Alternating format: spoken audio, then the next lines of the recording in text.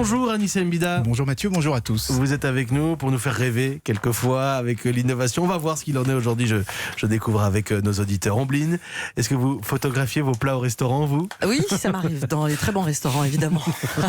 Jusqu'ici, moi je le fais tout le temps. Je trouve ça ridicule et je le fais mais oui, mais on a tellement envie de partager ce moment. parce que même parfois je ne mets pas sur les réseaux sociaux. Oui, c'est pour garder pour vous. Je prends la photo et je me rappelle les bons goûts. Jusqu'ici, ça ne servait pas à grand chose, mais avec l'innovation du jour, on va avoir une bonne raison de le faire.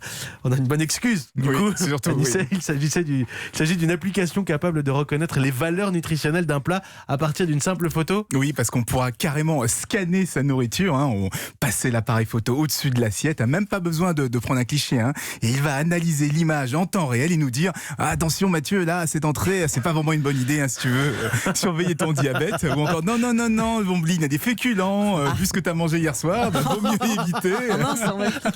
Tu pourrais prendre des kilos. En fait, ça fonctionne un peu comme l'application Yuka, vous savez, cette application qui donne des valeurs nutritionnelles en scannant le code barre des produits, sauf que là, ça récupère les valeurs nutritionnelles, mais en analysant l'image.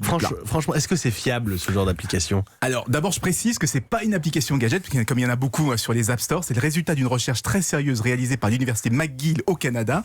Et d'après leurs tests, ça fonctionne plutôt bien sur des plats simples ou des produits bruts, tomates, œufs, spaghetti bolognaise, petits salés ou lentilles. En revanche, ils reconnaissent eux-mêmes avoir beaucoup de mal avec des sauces ou quand il y a des mélanges. Mais c'est la première fois qu'on arrive à faire ce type d'analyse en temps réel, c'est-à-dire sans rien envoyer sur Internet, sans vous pister, savoir tout ce que vous mangez. C'est aussi la première fois qu'on arrive à estimer des quantités rien qu'avec la photo. Jusqu'ici, il fallait rentrer ces petites informations à la main. Ça s'appelle Food Tracker. C'est actuellement en test et ça devrait arriver début janvier, juste après les fêtes. Quand Ombline prend des photos dans des grands restaurants, c'est pas tout à fait pour savoir s'il y a trop de féculents non, ou plus ou moins de matière j'ai grasse. pas envie de le savoir.